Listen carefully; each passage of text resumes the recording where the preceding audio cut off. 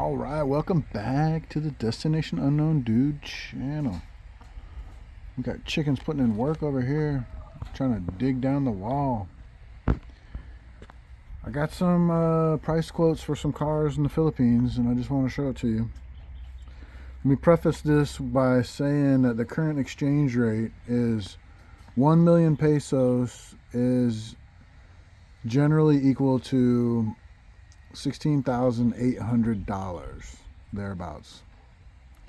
So you can still buy plenty of cars for under 20,000 US dollars here in the Philippines. And so I go to the mall. I'm at SM Clark Mall the other day, and they have a couple cars on display. Happened to be a BYD, some model. They got a lot of models, and I don't keep track of them all.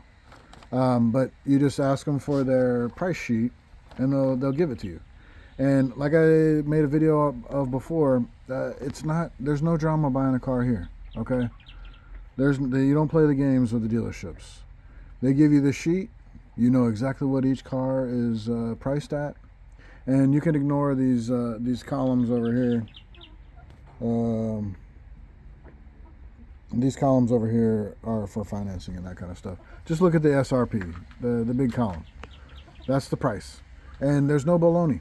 That's the price you're going to pay. It might even be less if you pay by cash, though some brands will drop the price a few thousand pesos. So there's no tax. I mean, there's tax built into the price, as it should be. The tax, the destination fees, all the other fees are built into the price. So if you wanted to buy that seal, you walk in with 948,000 pesos and you're walking out. It's as simple as that. Why the U.S. can't do that, I have no idea. But it takes zero brain power to buy a car here. But I do want to show you what the prices look like. It's interesting that while you can't buy a car for under 20,000 in the U.S. From any brand, all the brands here have cars for under 20,000 US, and good cars. Here, this BYD Seal is under $1 million, and it's a plug-in hybrid. So what? You can't touch a plug-in hybrid in the US for anywhere near that price. Like zero, none. So just keep that in mind. I'm not saying buy a BYD. I'm just saying you got a lot of choices. Here's a fully electric Seagull. I drove that thing. It's a neat little car, and it's even cheaper for a full battery electric, and it looks like a Lambo.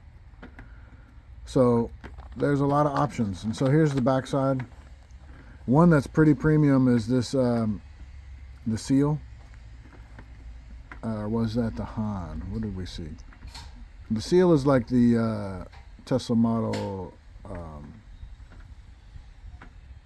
3, but the Han is a premium sedan like the Tesla Model S. That thing, you sit in there and it's like the lap of luxury, but it's 3 million, so 16 times 3, you're gonna drop some coin on that. Now, I'm not saying do that, but what I am saying is if you feel like you can't afford to live in the US and you can't buy a new car to save your butt, if you can save up the money and not finance, you could buy a car here. And I've heard, I'm just sorting my papers out here. I got another one from Mitsubishi. I've heard that some banks in the U.S. will finance you for a car overseas. I don't know that for a fact, but I've heard that if you have a credit union, they'll finance you for a car in the Philippines. Here is the Mitsubishi. Now, the Mitsubishi Mirage is about as cheap as you're going to get for a legitimate Japanese brand vehicle. So that's 793 pesos. That's a bare bones model with a manual transmission. Yeah, you can get a manual transmission here. No problem. Even this one, this Expander, you can get with a manual transmission. That's what the MT is for. And they have CVTs here. And here's a truck. You can get a manual transmission, 1.2 million. So right around 20 grand for a truck. You can't get a truck in the U.S. for 20 grand. What would that? You thought you were going to get that Ford What the hell was that Ford? The Ford mini truck for 20 grand like they advertised? Yeah, right. You can't get one for under 30 anymore. The tiny truck, I can't think of the name of it anymore.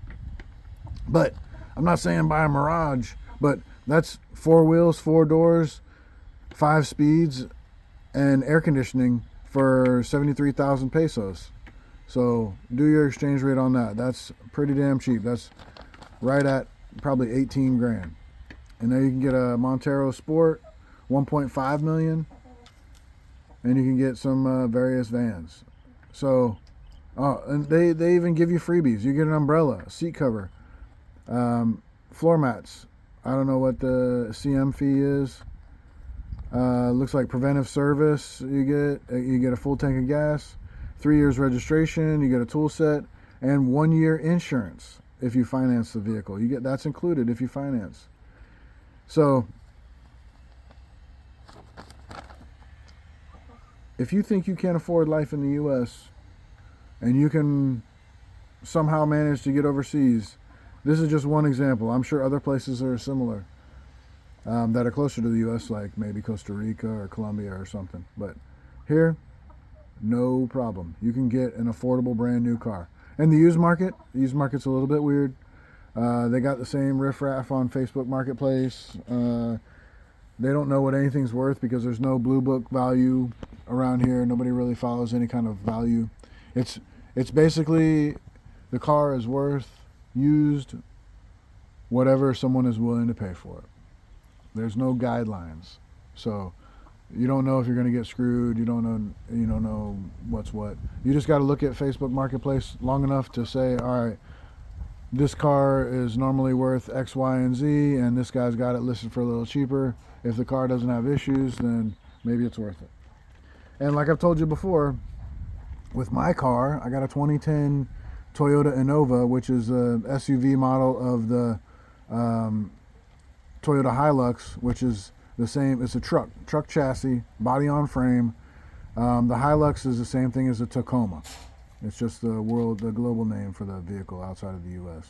So I got a body on frame vehicle, diesel engine, and I can get it worked on everywhere. I've had the AC fixed a couple of times. One time they replaced the condenser for the inside that leaked, and I've got 2 air conditioning condensers on that vehicle, so I got rear air conditioning, and so I had to replace the one on the inside, and I also had to replace the one in the rear. And each time they had to take the whole dash apart and all that stuff. Cost me $100. So I did the rear one and I did the front one. So now I'm all set with that. Got good air conditioning, and I got a new alternator. But I say new because I found an alternator shop.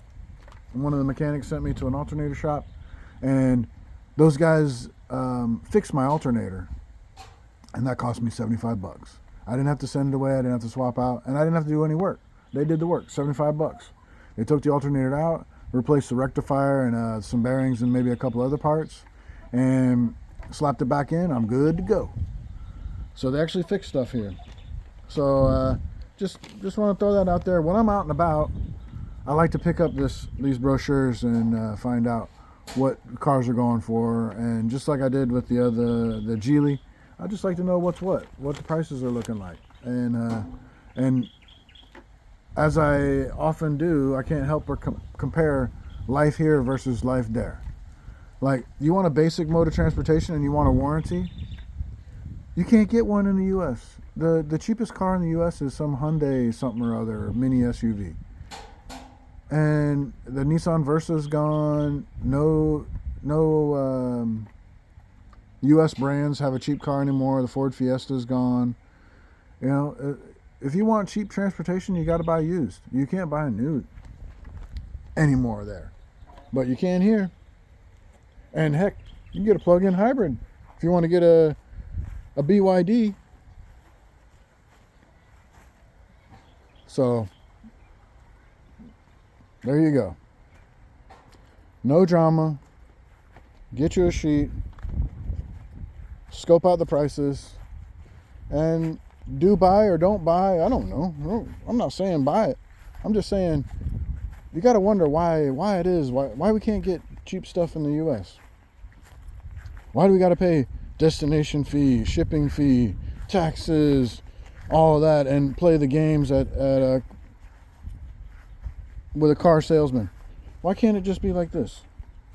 Saturn tried it. They lasted for a while, and they were really popular. They went away. I don't know. Just something to think about. That's what we're doing today. Just sitting here goofing off. I'll get some more sheets and I'll show you prices as time goes on. Maybe there's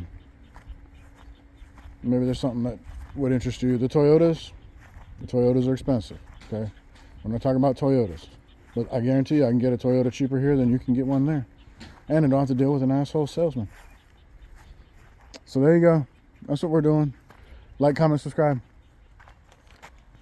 See ya.